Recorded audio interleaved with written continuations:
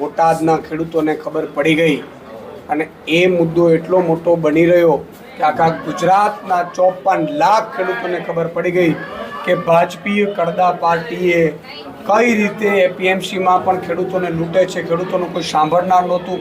ખેડૂતો પહેલે ભાજપ પાસે ગયા, ભાજપના મંત્રીઓ પાસે ગયા, મુખ્યમંત્રી પાસે ગયા, તત્કાલીન કોંગ્રેસના નેતાઓ પાસે પણ ગયા, પરંતુ આ કડદાઓ બંધ થયા નહીં. જ્યારે અમારી પાસે આ મુદ્દો આવ્યો ત્યારે અમારા પ્રદેશ કિસાન સેલના પ્રદેશ અધ્યક્ષ રાજુભાઈ કરપડાને અમે કહ્યું કે એકવાર ચેક કરો આ કડદા ખરેખર સાચું થાય છે. જ્યારે બોટાદમાં જાય છે, હજારો ખેડૂતો એકઠા થાય છે. હજારો ખેડૂતોએ જોયું કે ભાઈ અમારા માટે કોઈ અવાજ ઉઠાવવા, સેટિંગ વગર અવાજ ઉઠાવવા અહીંયા આવ્યા છે.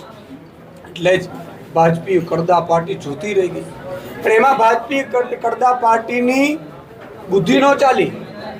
વિનાશ કાળે વિપરીત બુદ્ધિ કહેવત છે એ પ્રમાણે એમણે એ કડદા બંધ કરાવવાની જરૂર હતી. એપીએમસીમાં જે બરખાસ્ત કરી દેવાની જરૂર હતી બોડીને, બીજી એપીએમસીમાં આદેશ કરી દેવાની જરૂર હતી. એની જગ્યાએ વિનાશ કાળે વિપરીત બુદ્ધિ ભાજપીય કડદા પાર્ટીના મંત્રી મુખ્યમંત્રીએ નિર્ણય કર્યો કે ખેડૂતોને કચડી નાખો, ખેડૂતોના અવાજ ઉઠાવનારને કચડી નાખો. અને એમણે નક્કી કર્યું બીજા દિવસે જે મહાપંચાયત થાય છે એની પરમિશન ન આપવામાં આવે ને હજારો પોલીસોને જે વિવિધ તપાસો કરી રહ્યા હતા એને બધાને કહી દીધું તમારી બધી તપાસો છોડી દો, તમારા બધા કામો છોડી દો. માત્ર ને માત્ર આમ આદમી પાર્ટીના કાર્યકર્તાઓ અને ખેડૂતોની પાછળ રહી જાઓ. અને બધી પોલીસને બધું કામ છોડાવડાવીને માત્ર ને માત્ર આમ આદમી પાર્ટીના ખેડૂતોને આમ આદમી પાર્ટી નેતાઓ પાછળ લગાડી દીધી. અને એના કારણે અમે નક્કી કર્યું કે વાંધો નહીં, અહીંયા પરમિશન નથી મળતી. કોઈ ગામ છે ત્યાં રાજુભાઈ ગયા અને ગામજને હળદળ ગામે એવું કહ્યું કે ભાઈ અહીંયા આવો, આપણે જ પંચાયત કરી લઈએ.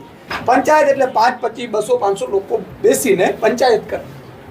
એ પંચાયતમાં ભાજપીય કડદા પાર્ટીએ જોયું કે હજારો ખેડૂતો સ્વયંભૂ આવી ગયા. આટલી બધી બંદોબસ્ત રાખવા છતાંય, આટલી બધી નાકાબંધી કરવા છતાંય હજારો ખેડૂતો કઈ રીતે પહોંચી શક્યા? તો ભાજપીય કડદા પાર્ટીએ ત્યાં પોતાની પોલીસને આદેશ કર્યો, પોતાના લુખાઓને આદેશ કર્યો, પોતાના ગુંડાઓને આદેશ કર્યો. અને થયું એવું કે પોલીસ છે એ હેલ્મેટ પહેરીને આવે છે, ગન લઈને આવે છે, ટીયર ગેસના સેલ લઈને આવે છે, લાઠીઓ લઈને આવે છે. પોલીસ આખી તૈયારીઓ સાથે ઉતરે છે. કેટલાક સાદા ડ્રેસમાં ગુંડાઓ પણ, લુખાઓ પણ પથ્થરમારો કરવા માટે ઉતરે છે. સામાન્ય પ્રજા, આમ જનતા, ખેડૂતો જ્યારે રાજુભાઈ સંબોધી રહ્યા હતા, સાંભળી રહ્યા હતા, એની વચ્ચે વિક્ષેપ પાડીને બર્બરતાપૂર્વક અત્યાચાર કર્યો, લાઠીચાર કરી, પથ્થરમારો કર્યો, લોકોને ઉશ્કેર્યા અને લોકોને ઘરમાં જઈ અને જે રીતે બર્બરતાપૂર્વક માર માર્યો. આનાથી આખું ગુજરાત હતપ્રત થઈ ગયું. પૂરા ગુજરાતમાં મેસેજ ગયો કે આ ભાજપ કિસાન વિરોધી પાર્ટી છે. ભાજપ ગરીબો, વંચિતો, શોષિતો વિરોધી માનસિકતા ધરાવે છે. એ ઉદ્યોગપતિની પાર્ટી છે.